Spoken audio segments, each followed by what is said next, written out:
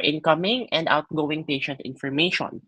So information management involves different processes that manage data flow. Data flow to ensure efficient handling both of the incoming and outgoing na patient information. Yung incoming patient information, yun yung mga, syempre, paparating. Okay? Pag may magpa-laboratory sa inyo, nag-input sila ng information, yun yung incoming information. And yung sa outgoing information, yun yung sa reports. Okay?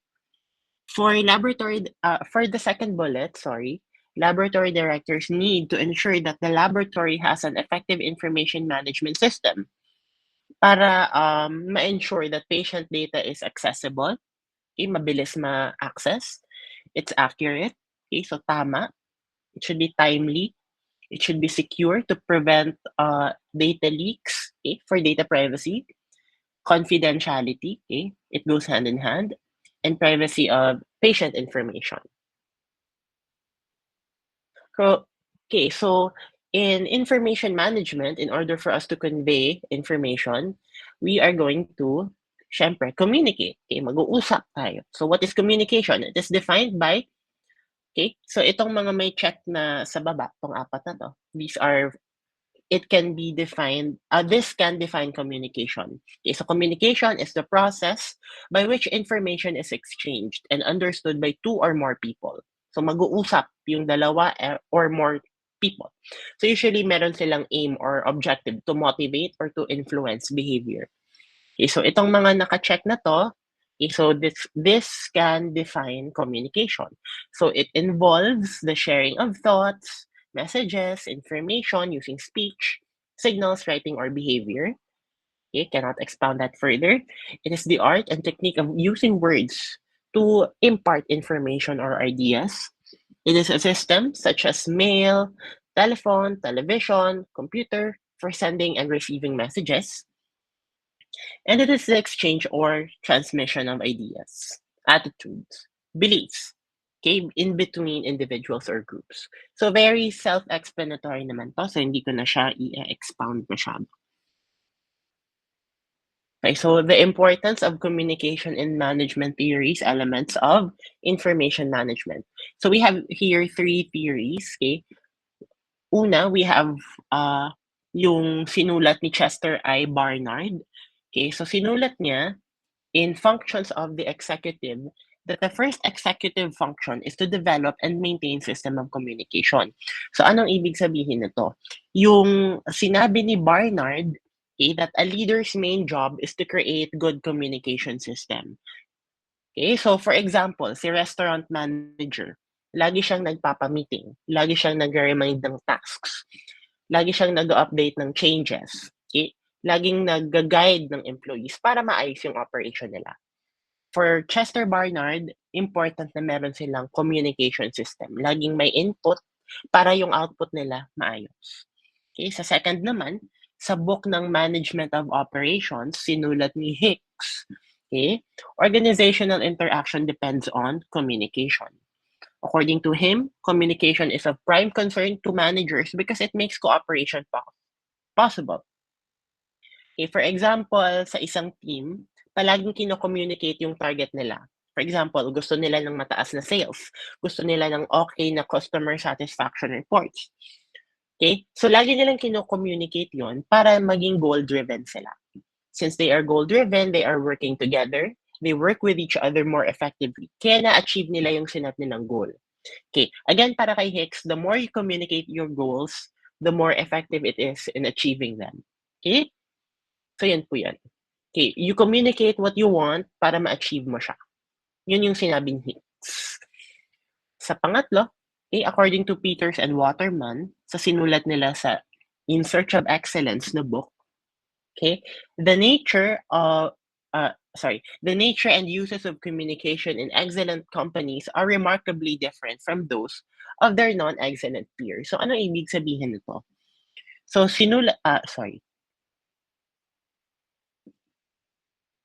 so for example, yung mga successful na business owners, lagi silang successful because nakikipag-usap sila sa staff nila.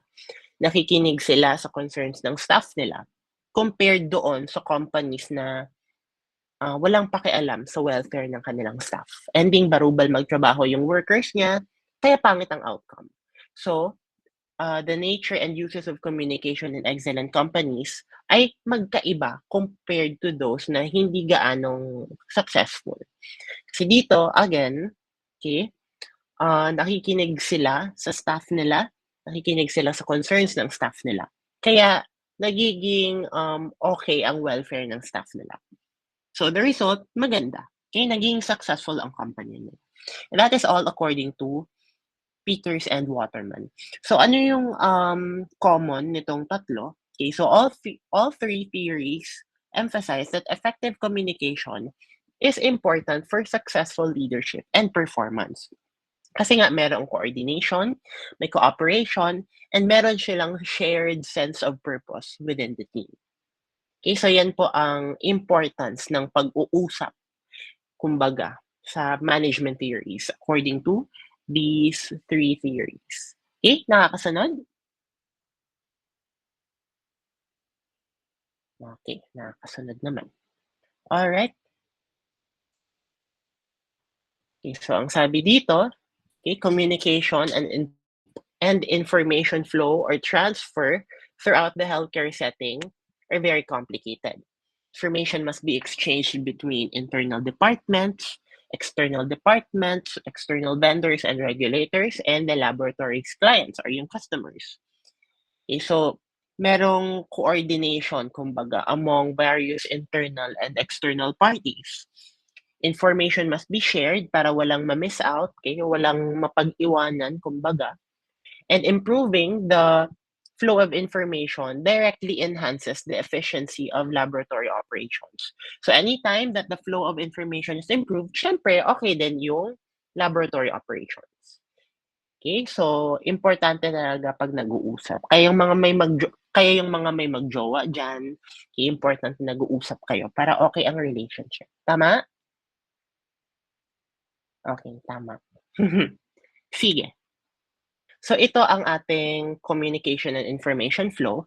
So the information yung nasa gitna, it should go to the internal department, to the external department, yung external vendors, yung regulators, and laboratory clients. Kasi nga, improving the flow of information will directly enhance the operation of your laboratory. Okay, para walang mapag-iwanan, walang hindi aware, walang misinformed. Okay, so yun yung importance sa information flow. Okay, so in delivering the message, management should have a communication strategy or a plan that is used whenever a laboratory has information that it wants to disseminate.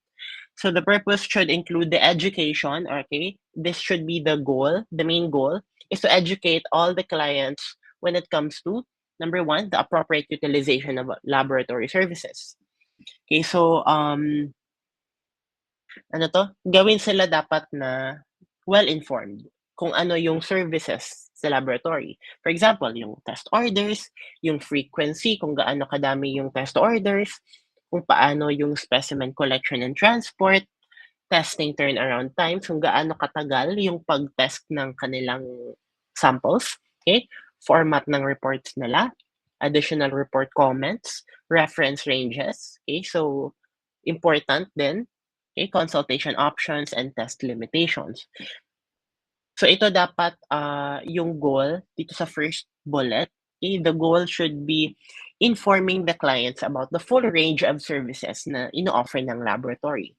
Kung ano yung available tests, okay, kung nagmamadali sila, kung may stat options ba, okay, the extent of services offered, okay. So halos same lang naman sa first bullet, I won't explain that further. And sa third, regulations concerning the operation of the laboratory as well as any mandated communication. Okay, so kasali dyan yung hours of operation, performance of tests per shift, stat reporting, stat is immediately, okay? Critical value reporting and laboratory organization chart. So para saan to? Okay, so, yung third bullet na 'to, okay, important rin na ma-deliver yung message when it comes to this, okay, so 'tong third bullet na 'to for compliance, Okay, so this will make sure that the laboratory meets your regulatory requirements para maiwasan ng mga legal issues natin. Also for transparency, okay, so this will provide clients with clear expectations regarding lab services and operations. Halimbawa, may mga patients na gusto nila ganito pero unrealistic pala, okay? So kailangan i-inform sila kung ano yung i-expect nila habang sila ay under the services of the laboratory. What else? For emergency handling. Okay, so para ma-ensure yung proper procedures for stat and critical value reporting. Okay? Important siya for urgent or critical patient care situations. So dapat po may mga regulations tayo dito. And for organization, so this will help the client understand the lab structure and kung sino yung kakausapin nila for different purposes. Halimbawa, gusto nilang may i-complain sila sa kung paano yung staffing. So, kung sino kakausapin nila. Kung sino yung nambastos sa kanila sa reception, kung sino kakausapin nila doon, kanino sila magreklamo. So, for organization, important siya to improve the overall communication and coordination. Okay, so kailangang merong communication strategy to deliver the message. Okay, so lahat ng management dapat merong communication strategy. So elements of a communication plan. Okay, so you have to identify the structure and format of written communication. Okay, so this ensures consistency and clarity in written communication to make it easier for recipients to understand and act sorry, upon the information. Okay, you have to list the recipients of laboratory communication. Okay, so this will make sure na lahat ng relevant na tao, lahat ng relevant na group will receive the necessary information to prevent important messages from being missed. Again, para walang mapag-iwanan ng balita. Okay? And to identify the methods of communication, kung paano nyo siya i-convey. Kung written ba, kung verbal ba, kung visual ba. Sa written, meron tayong mga memo, newsletter, email, okay, manuals, etc. Verbal, kung kakausapin nyo ba, through phone call, kung intercommunication ba, kung ano man yan, verbal, okay, word to word. Kung visual, it can be in the form of a banner, poster, video, or ng mga advertisement. Okay, so yan po. So you have to identify kung paano nyo i-convey yung inyong message. Okay, it can be written, it can be verbal, it can be visual. Depende po sa inyo. For the means and mechanics of effective communication, okay, may sinulat si Heller. Okay, so isa pang tao, si Heller. So for effective communication, you must be aware of the means, okay, kung paano mo i-convey or ita-transmit yung information. So according to him, pwedeng through action, okay, magbibigay ka ng real life examples. Okay, so yan yung action. Verbal, okay, nasabi ko na kanina, pwedeng through telephone, intercom, pwede rin face-to-face. Written, okay, memorandum, what else? Email, newsletter, flyer, manuals. Visual, okay, pwedeng posters, videos, presentation, personal digital assistants. Okay, so yan po ang sinabi ni Heller. Para maayos yung communication, for effective communication, dapat alam mo kung paano mo i-transmit or i-exchange yung information. And ito yung na-identify niyang methods. So effective communication and laboratory management, okay, mayroon tayong intra-departmental, okay, or within. Meron tayong interdepartmental, so there's across. And we have external strategies, or those who are not within the organization, but other organizations. Okay, so for intra-departmental communication, okay, so yung purpose nito is to ensure coordination and collaboration within the laboratory. Kaya nga intra, kasi it's within the laboratory. Okay, so kung kung mag-uusap yung iba-ibang departments within the lab, okay, yung HEMA, makipag-usap sa serum, makipag-usap sa blood bank, okay, makipag-usap sa pathology, intra, okay, within the department. Interdepartmental, okay, so kung yung laboratory makipag-usap sila sa OB, makipag-usap sila sa ortho department. Okay, so it's under the hospital, but but they are from different departments. Okay? Para ma-maintain ang formal and clear communication with other departments and clients na din. Para yung services ninyo ma-meet yung expectations ng ibang departments. Okay?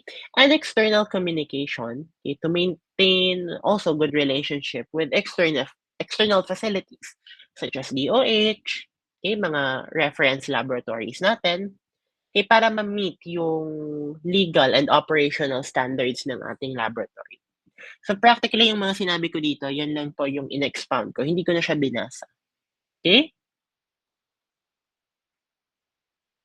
Okay, so dito na tayo sa documents and records. Wait lang, nakasunod ba dito? Gusto niyo pa bang i-explain ko or na-gets na? Okey na ba? Yeah, so medyo mahaba yung PowerPoint natin ha, so I won't really expound on it para matapos tayo agad. Okay? So okey na dito? Sure? Sige. Okay, so dito na tayo sa documents and records. So later on ko-compare natin kung ano si documents, kung anong types niya, and ano si records. Okay, so a major goal of keeping documents and records is to find information kung kailan siya kailangan. So retrieving documents and records are important for una, decision making. Okay? Kung ma-access natin yung past information ng patient. Okay, halimbawa magde-delta check tayo. When I say delta check, it is a term in the hospital kung saan i-check mo yung previous result ng patient. Halimbawa may patient na nagpa-check sa'yo, nagpa-lab siya sa'yo, mataas yung ano niya, mataas yung creatinine niya. So magde-delta check ka kung tama ba. Kung may sakit ba siya before or kung yung delta check niya consistent sa current result niya. Halimbawa yung previous result niya mataas din, tapos ngayon mataas. So maa-assure ka na walang problema sa ginawa mong test. Okay? So ano pa yung importance to retrieve documents, of course, compliance. Okay, kung you are able to retrieve documents for compliance, this will make sure that you are adhering to legal and regulatory requirements to provide evidence of adherence. Okay, so since may document ka, may records kang nakastore, if hingan ka ng, for example, DOH, asan yung proof mo na may ganito ka? Asan yung proof mo na ginawa mo to? So meron kang mapapakita. Okay, so that's for compliance. For quality control, okay, so this can verify and monitor the processes to maintain standards at para ma-improve mo yung operations mo. Also for patient care, kasi alam mo kung ano yung, parang kumbaga kilala mo yung patient mo based doon sa records niya, para alam mo kung paano siya i-ha-handle, alam mo kung paano ang i-expect mong work when you are handling that patient. So for example, may patient ka na sa record niya meron siyang sakit sa puso. Okay? So alam mo paano siya i-handle. For example, maka-receive ka ng request. Okay, request Juan de la Cruz, tapos may record ka before na amputee pala yung patient. So alam mo paano mo siya i-handle. Okay? So that is one importance kung bakit kailangang makapag-retrieve tayo ng documents. And also for audit and review, para ma-support natin yung internal and external audit by providing required documentation. So for example, meron tayong audit kung ilan yung nagamit na test, ilan yung na-perform na test for CBC, ilan yung test na na-perform for urinalysis. So the information that we can get from these documents and records, pwede natin siyang isubmit for audit, internal and external auditing. Okay, so yan po ang major goal, to keep documents. Hindi lang po tayo nagki-keep because gusto lang natin, may purpose po. So meron tayong iba-ibang documents to support our services in the laboratory. Okay? So documents and records. So what are the difference? Anong pagkakaiba ni documents and records? So si document, okay, so this provide written information about policies, processes, and procedures. So ano yung characteristics ni documents? Documents, okay, so this will communicate information to all persons who need it. Okay, so readily available siya for anyone who need it. So staff personnel and external departments, okay? Halimbawa may pumunta sa inyo, "Ma'am, ano po yung, policy natin or yung process natin for gan'to." So yan po, document po yun. Okay. Document, kailangan po siyang i-update or i-maintain. So may mga revisions po tayo. So for example, yung ating libro, okay, ano na ba yung major subject niyo ngayon? Nagba-back din hindi, let's say may ano na kayo, may blood bank na kayo. Meron tayong first edition, second edition, third edition, kasi ina-update siya, mini-maintain siya. It has to keep up with the changing time. Okay, so kung may bagong discoveries, ilalagay siya dun, i-update siya, okay? So kailangan i-update yung ating documents. So it has to be changed when a policy, a process, or procedure changes. So siyempre, kung may updates dito sa tatlong P na 'to, i-update mo din yung document mo. This will establish formats for recording and reporting information by the use of standardized forms. And once the forms are used to record information, they become records. Okay, so this will, paano ba? Paano ko 'to i-explain? So kung 'pag nakapag-establish na kayo or nakapag-standardize na kayo ng format kung paano niyo ire-record and ire-report yung information, puwede niyo na siyang gamiting records. So later records, explain ko rin sa inyo kung anong difference niya. So some examples of documents include a quality manual, standard operating procedures, and job aids. Later, isa-isahin natin kung anong difference nitong tatlo. Okay, so yan po for documents. Documents pa lang po yan, ha? For records naman, these are the collected information produced by the laboratory. So for example, patient results, okay, so that is a record. Hindi siya document kasi it the document already existed even before dumating yung patients. Okay, yung records, most of the time, ito po yung pinaka-log natin, okay? Kung ano yung in-input ng patient, yan po ang ating record. Okay? So this is produced by the laboratory in the process of performing and reporting a laboratory test. Siyempre, walang record kung walang nagpuntang pasyente sa inyo. You can only get a record kapag may bumisita, okay? Nag-attendance sila. Okay? Attendance is a form of record. Okay? So the characteristics of records, it has to be easily retrieved or accessed. It contains information that is permanent and that does not require updating. Okay, so permanent po ang record. Hindi po siya ina-update. Hindi siya kagaya ni document na kapag may mabago, aayusin mo siya. Okay? You are collecting input for, documents are always updated. Si records naman, okay, permanent siya. Hindi mo i-change, hindi mo i-alter ang record kasi yun yun. Halimbawa, nagpa-CBC si patient mo, hindi mo i-alter yung record niya kasi yun yung lumabas. It does not require updating. Okay, so for example of records, this include completed forms. Okay, edit mo ba yung form? Hindi, kasi yun yung in-input ng patient mo eh. Yung charts, your charts practically report the data that you receive. Do you edit your data? Hindi, kasi yun yung ni-receive mo eh. Sample logs, kung ano yung dumating sa'yo, i-edit mo ba yun? Siyempre hindi, kasi yun nga yung dumating sa'yo. Okay, so you do not update, you do not edit your records. You're practically tampering your results eh, if you are editing your records. This can never be edited kasi results yan, output yan. You don't edit them. Okay, so also, okay, so some examples of records, okay, meron tayong quality control information, patient reports, hindi rin po yan kailangang i-edit. So, again, paulit-ulit ako, sorry. Okay, so this is permanent information. Okay? So records are permanent information and it should be easily retrieved. Okay, so dapat may quick access tayo to this information kung kailangan natin. Okay? So yan po yung comparison natin kung ano ang difference ni documents and ni records. Now let us dive in further with the doon sa mga examples ni documents and ni records. So documents, okay, so documents provide written information about policies, processes, and procedures. So I have here a quick pagkakaiba ni policy, ni process, and procedure. Si policy po, so ito po yung overall intention and direction that is defined by those in the organization and endorsed by the management.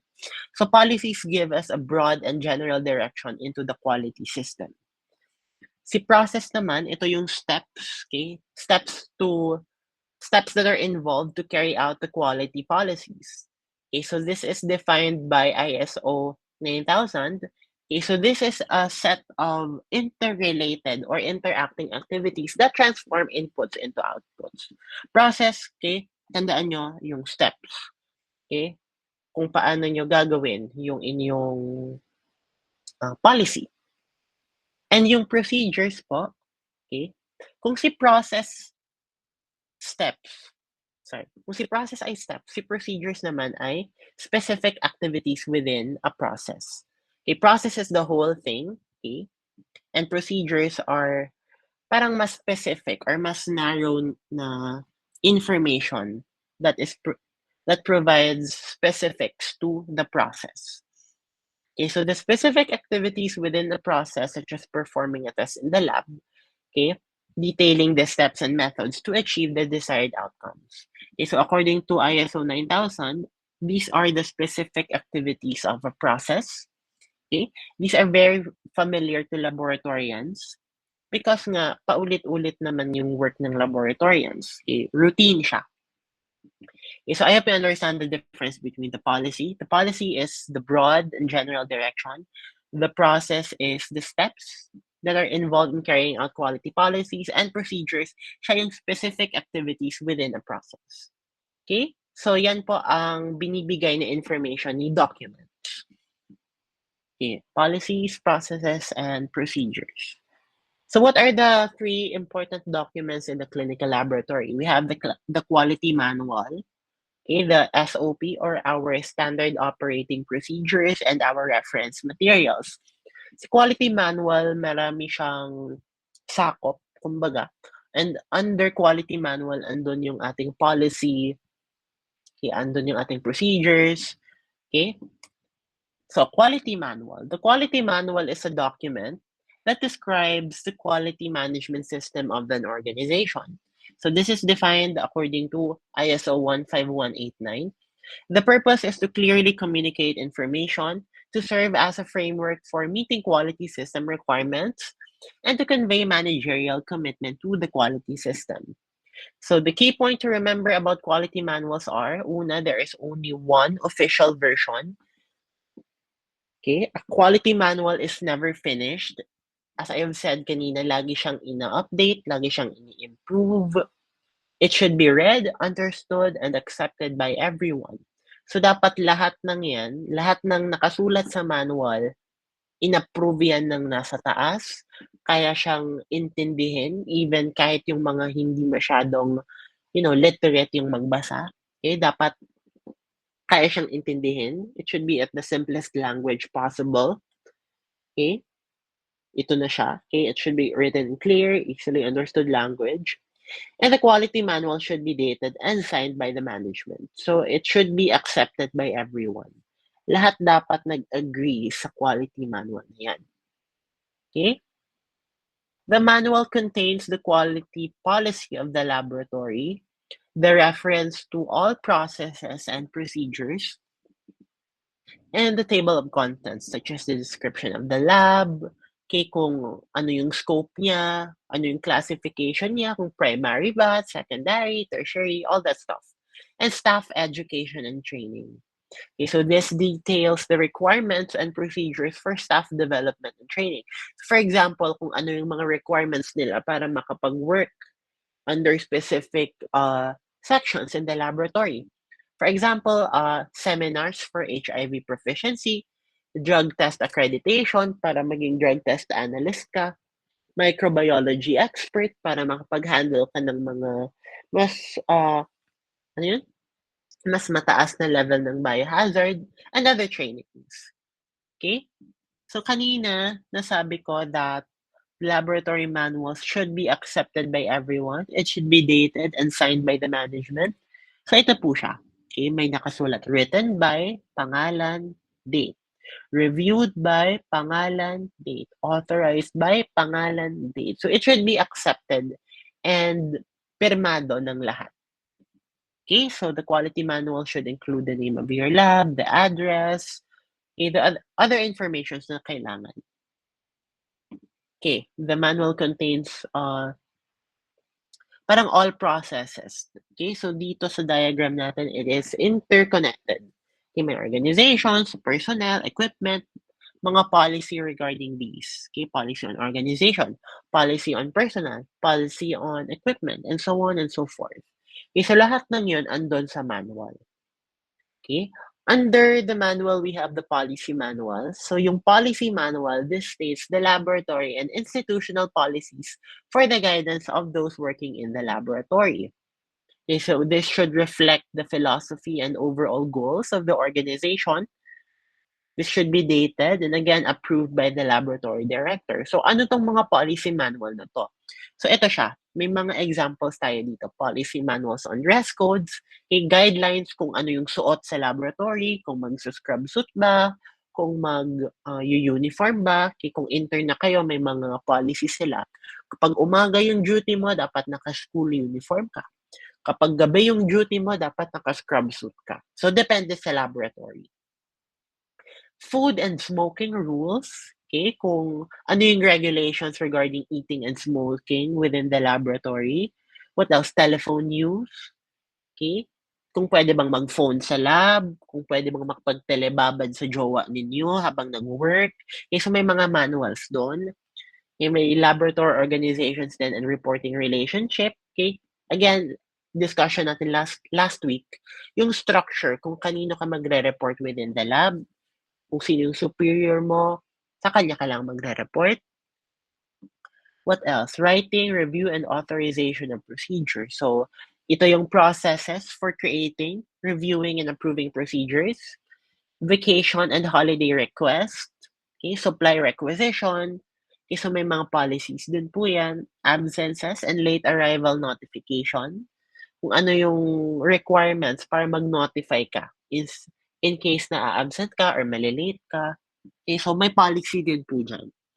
Reporting and releasing of test results. Okay. Specific statements about enforcement of safety rules. Okay, so sorry magkaiba po to ha. Pakihiwalay na lang siya. So lahat po to may policy, lahat po to may guidance kung ano yung scope po. Okay? So yan po yung importance ng policy and under yan ni manual, quality manual. Next po, after quality manual, meron na tayong SOP or yung ating standard operating procedures. Si standard operating procedures, okay, so it contains well-written step-by-step instructions that laboratory staff should meticulously follow when performing a procedure. Okay, para makasunod ang ating laboratory staff to follow precisely when performing procedures. Written SOPs ensure the following. Should be consistent, para uniform ang ating procedure execution. It should be accurate, para tama ang performance ng tasks. What else? It should be of quality to maintain high standards in laboratory work. A good standard operating procedure should be detailed, clear, and concise. It should be easily understood by new personnel or students in training. So yung mga interns, yung iba dyan, hindi pa yan bihasa. Naninibago pa lang yan. So kailangan kung may SOP, dapat maintindihan nila ng maayos. Maintindihan nila, it should be written in a way na maiintindihan nila ng mas madali. And it should be updated on a regular basis. Again, this is a document, so it should be updated accordingly. Okay, kung may changes ba, it should be updated. And of course, your SOP should have the following: title, the purpose, instructions, okay, to provide step-by-step guidance, okay, the name of the person who prepared the SOP to indicate the author, and signatures of approving officials and dates of approval. Yung pinakita ko sa inyo kanina. Okay.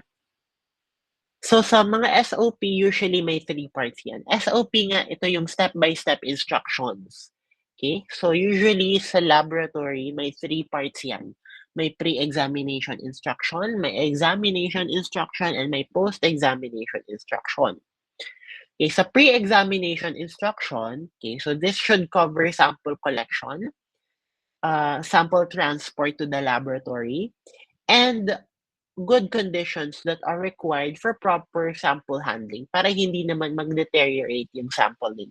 So anything prior to examination, okay, so lahat ng yan, sample collection, sample transport, okay, storage condition, yan, under yan ng ating pre-exam instructions.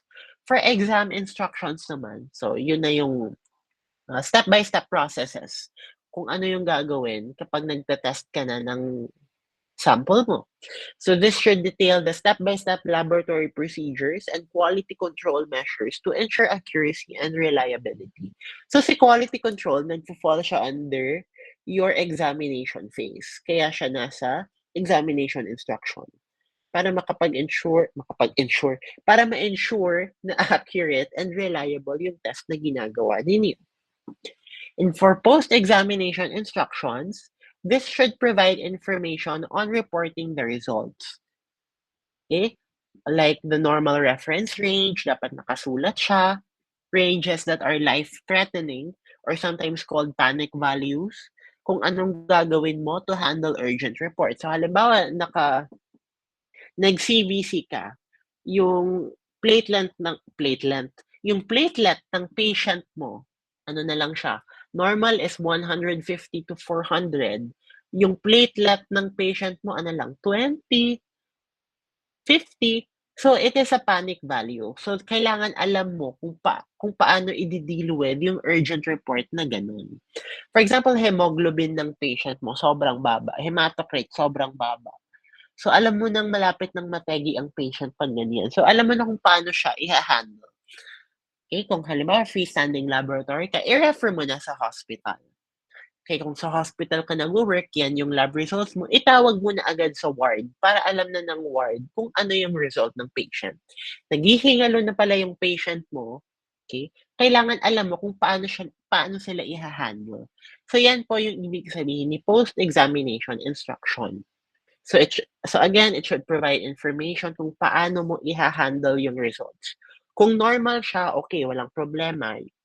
Okay, it will follow the routine procedures. Pero kung life-threatening, halimbawa maka-receive ka ng result na sobrang baba na, halimbawa hyperkalemia, ang taas ng potassium ng patient mo. So may problema na yan sa heart, baka atakihin na yan. So, syempre, urgent yan eh. Kailangan mo yan i-communicate agad. Okay, so dito siya nakalagay sa ating post-examination instruction under standard operating procedures. Okay, nagigets ba? Okay, andyan pa sila. Kaya nyo yan, guys. Kaya alam ko inaantok pa tayong lahat. Okay, so standard operating procedure, meron tayong isang version that is shortened. Okay, ang tawag doon ay job aid. Si job aid daw is a shortened version of an SOP. So it is designed for use directly at the testing site. So for example, nag-perform kayo ng urinalysis. Sa urinalysis section, may mga nakapaskil dyan na posters. Ang tawag po dyan ay job aid. Okay, so this should be placed in a visible location, okay, usually sa harap ng working area. Okay, so this serves as a reminder of the steps that need to be completed. Okay, so the job aid and the SOP must include the same instruction. Difference lang, si job aid is very concise, shortened version ni SOP. Pero technically, parehas lang po sila ng content. Okay, so for example, nag-culture kayo. Itong poster na to, okay, this one, this is usually posted sa harap ng working area. Para in case na may makalimutan ka, you can just refer to this. Okay, nakalimutan kong mag-hand hygiene. Okay, ano ko pala siya, i-tourniquet ko na pala siya. Okay, so this is practically your guide just in case you forget. Okay, so job aid, shortened version ni SOP na nakapost sa harap mismo ng working area. Okay, lahat ng nakapaskil sa walls ng working area, usually yan ay job aid. Okay, next. So after the after quality, ano yun? After quality manual, after standard operating procedures, ito na tayo sa reference material. Ito maiksi lang to. So good reference materials are needed in order to find scientific and clinical information about diseases, lab methods, and procedures. Sorry, excuse me. So example ni reference materials, meron tayong medical textbooks, okay, to provide information about diseases, okay, pwede ding laboratory methods, pwede ding procedures, pwedeng clinical guidelines, okay, pwedeng lab manuals, pwede ring journal articles, okay, so kaya meron ditong Science Direct, may PubMed, okay. So bakit siya kailangan? Okay, this is uh, important siya para provide tayo ng reliable and validated information for diagnosis and testing. So they support decision making by offering evidence-based guidelines. Okay, evidence-based, ibig sabihin ni-research siya. Okay, so it's good reference because ni-research siya. It's evidence-based. Para yung professionals na nag-work in the lab, updated rin with the latest research. Okay, so reference materials, important siya. It's not as big as SOP. It's not as big as quality manual, but it should be included sa inyong document. Okay? Para meron tayong evidence-based guidelines. Okay, again, for example, textbooks, journal articles, okay? What else? Online databases, lab manuals. Okay, so yan po examples ni reference materials. Okay, so tapos na tayo sa documents. Okay, na dito na tayo sa records. Documents, again, sila yung pre-existing na nasa lab, pre-existing documents na nasa lab na kailangang i-edit lagi, kailangang i-update. Okay? Kasi records naman, okay, so ito ay permanent. Okay? They are not revised, they are not modified. So they should be complete, legible, and carefully maintained as they are used for many purposes, such as, una, continuous monitoring. So without access to all the data collected as a part of a quality system process, continuous monitoring cannot be accomplished. So bakit? Okay, continuous monitoring kasi, okay, records, you monitor your patient continuously based on their records. Again, nasabi ko kanina, si Delta Check, i-check nyo yung, ano nila, yung records nila, kung nagko-correlate ba, kung tumataas ba yung results niya, kung may improvement ba. Okay, so yan yung purpose ng record. For tracking of samples, okay, so well-kept records allow for tracking of samples throughout the entire testing process. This is important for troubleshooting, looking for sources of error in testing, and investigating identified error. So for example, nung intern ako, okay, nung intern ako, everything na iha-handle ko, ilalog ko siya. Okay, handled by MTIC. MTI is MedTech Intern. For example, may mali sa results na yun. Itatrack natin kung sino yung nag-extract, kung sino yung nag-receive sa information, kung sino yung nag-float to, for example, hematology or sa chemistry. Okay? So, halimbawa, dumating sa chemistry, ay, hemolyzed ang sample. Sino yung nag-extract nito? Nakasulat sa papel. Extracted by MTIC. So, ako yung tatawagin, tatanungin ako, bakit to hemolyzed? Okay, para makapag-investigate, para makapag-troubleshoot, para makita kung sino ang may kasalanan and sino yung responsible for the error. Okay? Kaya records are important for tracking of samples. To evaluate problems, okay, so parang nasabi ko na dito sa tracking of samples, okay, and management. Okay. Management, good records serve as very important management tool because records can, okay, provide information. Okay, kaya nakakatulong siya sa management. Okay, very self-explanatory. So we have here different examples of laboratory records. Okay, again, as I've said kanina, lab records are permanent. Hindi siya changeable. Okay, these are used to track and verify various aspects of laboratory operations. For example, sample logbook, register. Ano yung dumating sa inyo? Record yan. Kasali yan sa record ninyo. Workbooks and worksheets, record yan. Instrument printouts, itong lahat. Practically lahat ng to, records to. Attendance, yan, record yan. Kung sino yung nag-time in, sino yung nag-time out, kasali din po yan doon. Okay? So the following is a list of test report contents that are required by ISO 15189. So ito po siya. Okay, identification of test, kung CBC ba, kung dengue testing ba, kung urinalysis ba, kung saan siya pinerform, okay? Unique identification and location of patient. If, for example, may mga barcoding system yung mga hospitals na pinagtrabahuan nyo. So, meron silang mga serial number and location kung saang ward sila nakalagay. Okay? Name and address of requester, kung sino yung physician na nag-request ng laboratory test na gagawin. Okay? Date and time of collection, very important siya. And also kung anong oras na receive sa lab yung sample.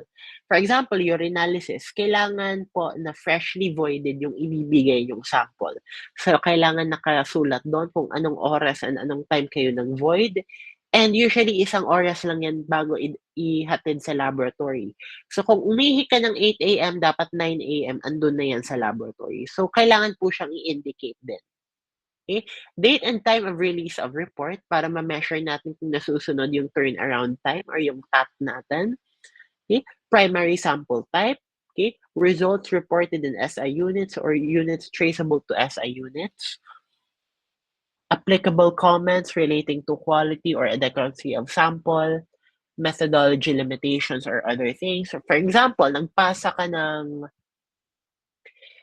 ano ba yung example ko dito? Nagpasa ka ng wiwi, ng ihi. Pero sobrang konti, anong i-urinalysis mo doon? Ano yung isa-sentre mo doon? So, QNS, quantity not sufficient. This is the reason why hindi magkasundo ang medtech and yung mga nurses in the hospital. Kasi sila nurses, okay? Magaling sila nurses pero sometimes hindi nila kino-consider yung sample volume na kailangan. So pag makapagpasa sila sa laboratory ng sample ng pasyente nila, feeling nila okay na. Pero tayo kasi gusto natin na may enough tayong sample, may enough tayong value. Kaya minsan si medtech pumupunta sa ward, sasabihan niya si nurse, "Oy nurse, pa-recollect naman ng sample. It's quantity not sufficient, QNS."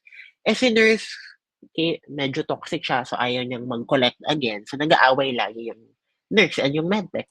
Quantity is not sufficient nga, nurse. Wala akong mata-test diyan. Si nurse naman, in defense to her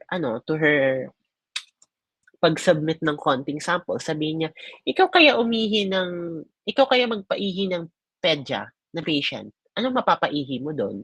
Kung ayaw umihi at saka kailangan ng urinalysis, wala tayong magagawa, kailangan niyo yang i-test. So, nagbabangayan na yung dalawa. So this record will serve as, comments. This bullet, refers to the record na kailangang may note kung quantity sufficient ba, kung okay ba ang sample, kung quantity not sufficient ba, kung anong gagawin, kung mag-recollect ba. So it can be in the form of record as well. Issues that affect interpretation. For example, kung si patient mo, kinuhaan mo pero hindi nag-fasting pero nag-insist siya, isulat mo na lang doon na si patient po ay hindi nag-fasting. Patient insufficient fasting. Patient over-fasting.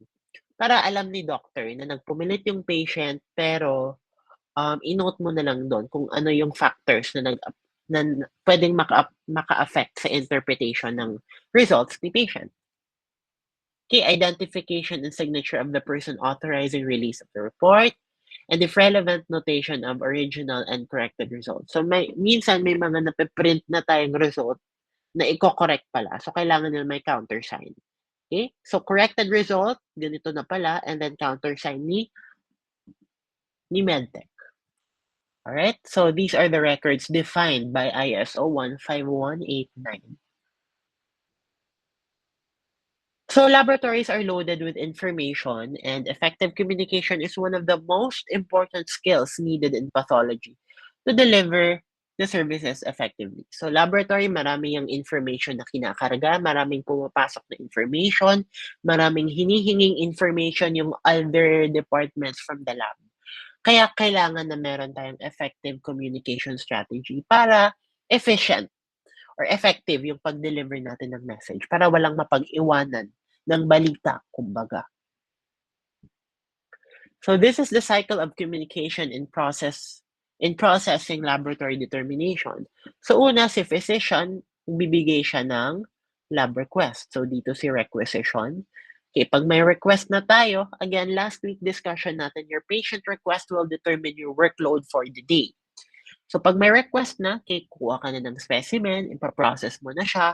After mo siyang ma-process, syempre may results ka na. Then you will release the results and dyan po siya under reporting. Okay, so it just goes on and on.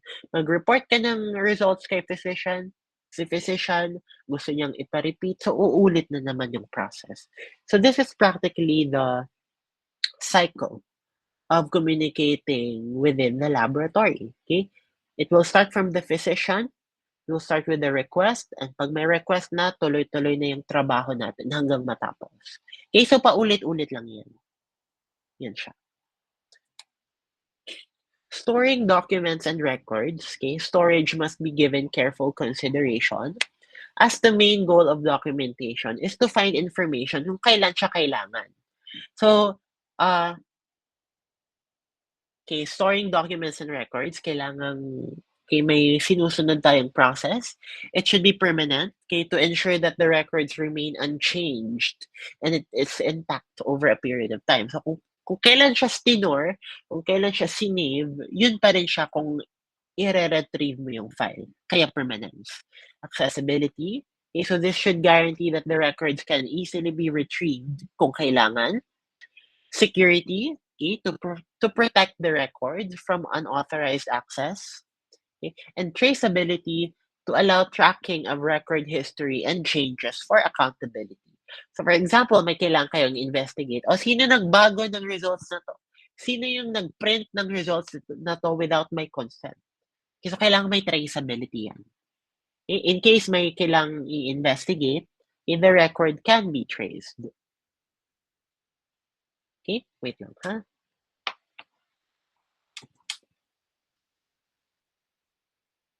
Okay, factors on record retention. Okay, retention times, okay, for records should be determined in each laboratory based on the number of factors. So the length of time the laboratory will need to have access to its records, usually 5 years yan sinustore. So kung nag-medtech loss na kayo, I think merong retention record, depende. Okay, depende sa mandated na by the law. Okay? So yun lang naman. Yun lang naman yung whole point ng slide na to. Kung gaano nyo katagal i-keep yung record. Okay, so hindi ko na siya i-explain ng super. Okay? Okay, so yun po for ating storage of documents and records. For information management system, okay, so laboratory directors need to ensure that the laboratory has an effective information management system in place in order to achieve, again, accessibility, accuracy, timeliness, security, confidentiality, and privacy of patient information. So important elements, we should have unique identifiers for patients and samples. Okay, kung nagba-barcoding system kayo sa hospital, meron tong silang identifiers for patients and samples. Meron ding standardized test request forms para isa lang yung titingnan, isa yung format, hindi malito yung doctor, hindi malito yung nurses and yung medtechs, and walang mami-miss out kasi familiar sila sa itsura ng request forms kasi nga standardized, uniform siya. So walang hindi naman wala, pero less yung chances of error kung standardized yung test request forms niyo. Logs and worksheets, okay? Checking the processes to assure accuracy of data recording and transmission, protection against loss of data, so kailangan laging may backup. Meron tayong protection of patient confidentiality and privacy, okay? Effective reporting systems, to ensure that there is clear and accurate communication of results and effective and timely communication to promote prompt information sharing and decision making. Okay, kung mabilis kayo mag-decide, halimbawa may panic value kayong na-encounter, para makapag-decide kayo agad. Okay? So that's all under information management system. So common errors or common problems occur when managing laboratory information. So may mga incomplete data or test interpretation. Okay, insufficient or illegible identification. So for example, kulang yung, alam mo, naglagay kayo ng CBC kayo. Naglagay kayo ng value pero walang unit. So incomplete yung data for interpretation. Nagsulat kayo hemoglobin 12.5 lang. Ano to? Ano tong 12.5? It should have unit. It should have a corresponding unit. Depende kung SI ba or conventional unit. Okay, dapat meron yang MGDL. Kung hematocrit, dapat reported yan per percentage. Okay, so kailangan meron tayong unit lagi. The information should be complete. Okay? Or illegible identification. Halimbawa, yung yung result forms nyo ay sinusulat lang. Dapat maayos yung pagkakasulat para maayos yung pagkakaintindi. Okay? Forms that are inadequately designed to meet laboratory and client needs. Okay, so yung mga form na hindi siya designed ng maayos to meet laboratory or client needs. What else? Unsuitable na standardized forms, okay? May mga pre-prepared, yung mga naayos ng forms, mga ready to fill out ng forms na hindi naman nag-fit to all the laboratory requirements. Data retrieval issues, kung mahirap ma-access yung data nyo due to poor archiving or insufficient backup. Okay? Poor data organization. What else? Incompatibility between computerized information systems and equipment. So, yung software na ginagamit nyo sa computer, hindi pala compatible sa mga machines nyo. Okay, so that is one problem. Okay, when managing laboratory information. Ay, sorry, isang bullet lang pala to. Okay, paki-correct na lang. Okay, so there is system incompatibility. Okay, so there is problems with data transmission caused by incompatibility between computerized systems and equipment. So this is the whole hospital information system, yung HIS. Pero dito lang tayo mag-focus sa LIS natin, yung laboratory information system. Okay, so HIS yung kabuuan and LIS, dito tayo mag-focus. Okay, laboratory information system falls under the category of managing laboratory information. LIS will help address issues related to data management. Okay, so kasali dyan yung data retrieval, data organization, system compatibility. Okay, so again, this is the whole HIS, yung kabuuan, and dito tayo magpo-focus sa LIS natin. So CLIS, okay, so it is a computer network of hardware and software for receiving, processing, and storing laboratory data and information. So sa mga high-end na hospitals, meron silang LIS na tinatawag. So from receiving of samples, iba-barcode na nila yan para alam nila kung paano itatrack yung sample, kung pinaprocess na ba siya, kung may result na ba. Okay? Minsan, hindi na tayo mag-ward ng results to different sections in the hospitals kasi nga may HIS na nga tayo. So kung mayroon na tayong result na na-report dito, okay, lahat ng 'to may access. So hindi na tayo mag-forward ng result papunta sa kanila. Kaya it's gonna save time. Eh, pero hindi lahat ng hospital may ganito. Medyo mahal kasi mag-set up ng HIS. Okay? So it can interface with laboratory instruments to transfer data into patient records. So automatic na siya, nakasync na siya agad. Evaluate quality control data. So kung may magfa-flag yan kung may mali sa quality control, okay? Sometimes it won't allow testing kung hindi okay yung quality control. Okay? It can also store preventative maintenance records. So, alam nila kung paano ito troubleshoot. So, very sophisticated tong LIS na to. Medyo mahal siya, medyo um, hindi lahat ng hospitals and facilities may access dito sa LIS. Okay?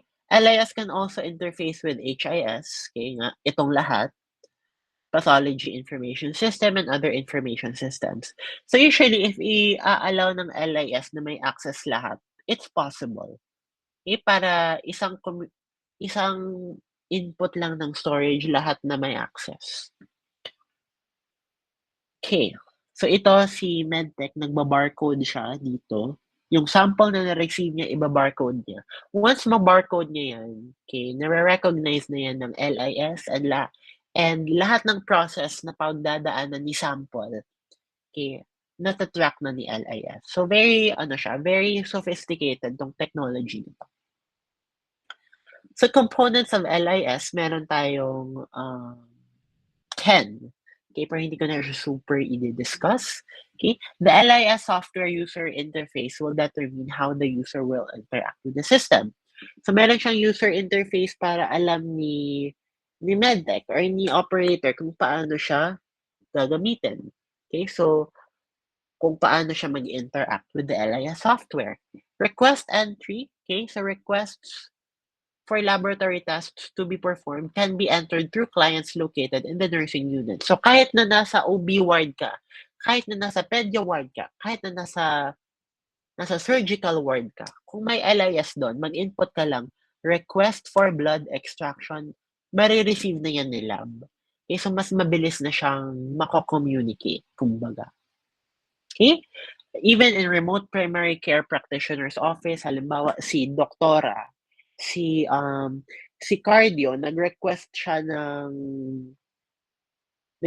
ng lab test. I-input niya lang sa LIS, then may dadating ng medtech para kumuha na ng sample sa patient niya. Di ba ang galing? So, mabilis lang siyang, mabilis lang mabilis lang makarating yung information compared sa traditional na magwa-ward ka pa, magsusulat ka pa ng request, iuutos mo pa sa assistant mo, pupunta pa sa laboratory. What if yung laboratory malayo sa office mo, okay? Within the hospital. So very, very nice itong LIS. Sorry, sinisipan ako. Data entry or yung results entry. Okay, so merong electronic data interface or EDI. Okay, automated data transfer from instruments. Meron ding manual data entry kung mano-mano yung i-input yung data. Okay, release of patient results. So pwede na kayong if you're in the laboratory, pwede mong i-release yung patient results doon sa 5th floor with just a press of a button. So hindi mo na kailangang pupunta. What else? Data storage. So redundant arrays of independent risks or RAID, okay? So this uses redundant arrays of independent disks for data protection. Meron ding system backup, okay? To make sure that data is backed up regularly to prevent loss. System security to prevent unauthorized access and of data. Barcoding, okay? So ito yung to track samples kung asan na siya, kung pina-process na ba, kung ginagawa na ng result, okay?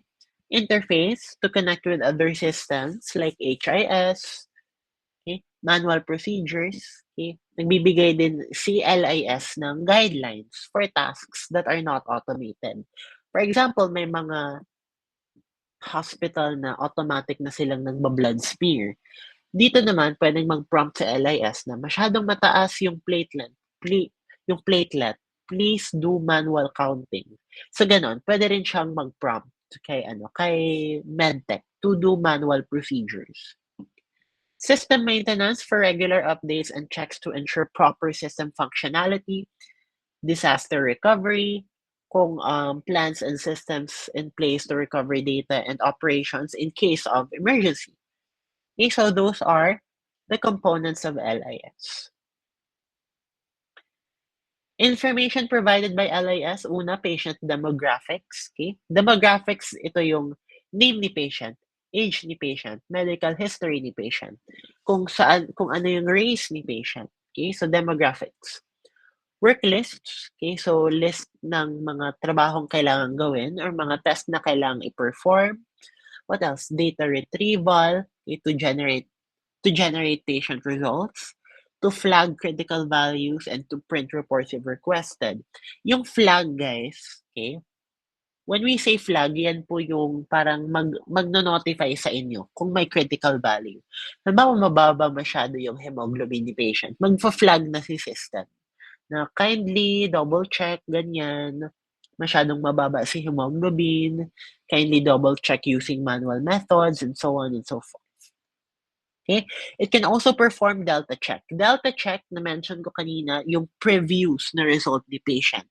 Halimbawa, may hyperkalemia si patient. Nagulat ka, ang taas ng potassium niya.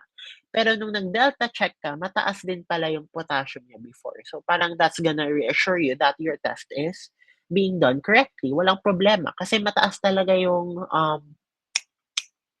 previous results ni patient. Okay? Patient results can be retrieved electronically at a client or via the internet or World Wide Web or yun nga, pwedeng may access na rin si patient ng results niya. For example, magpapangalan ako ng laboratory, si High Precision. Okay? Pumunta ako sa kanila sa umaga para magpa-FBS, kunwari. Pero wala na akong time para bumalik sa hapon. So, ano yung gagawin ko? Pwede ko silang i-contact or pwede akong pumunta sa LIS nila that is provided for the clients to check my results. Halimbawa, sabi nila High Precision na, "Ma'am, kindly check na lang mga 4 PM, uploaded na po yung results niyo sa LIS." So kahit na yung laboratory nasa Makati pero nagtatrabaho ako sa Valenzuela. Sa Valenzuela puwede kong i-check yung result ko via the internet lang. So it is one feature provided by LIS na hindi mo na kailangang pumunta sa laboratory to check your results na pinagawa mo, earlier that day. Okay? Quality control din, LIS can analyze quality control specimens and prepare charts and reports. For example, kaya nilang mag-generate ng Westgard rules, Levy-Jennings chart, okay, kung accepted ba or kung i-re-reject yung quality control.